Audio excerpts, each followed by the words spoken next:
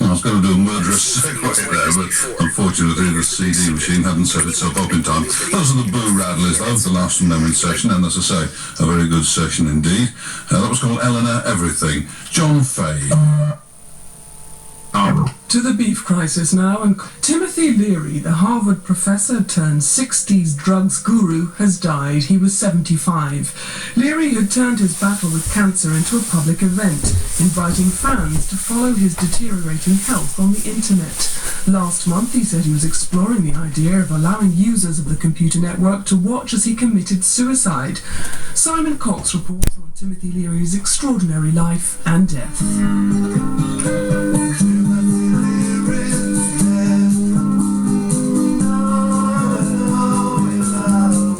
The death of Timothy Leary came as no surprise to those gathered around him at his home in Beverly Hills.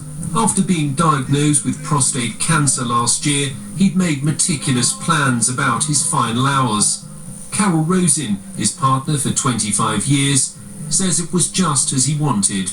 We had all prepared, and he had so well prepared all of us. In fact, so many millions of people were hearing from hundreds of people already. I think the general atmosphere was very quiet and peaceful, and he died a very peaceful death. The ancient goals which we follow can be defined in modern terms, in the metaphors of the present, as turn on, tune in, and drop out. His life was anything but peaceful. His conversion to drugs came after his first trip in 1960 on Mexican magic mushrooms.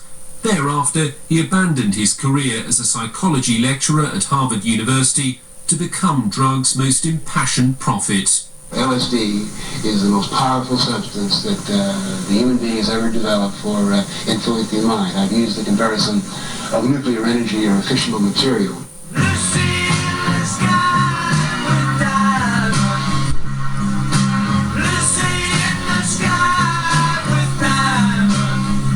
The Beatles' Lucy in the Sky with Diamonds was famously said to have been written after a session spent with Leary.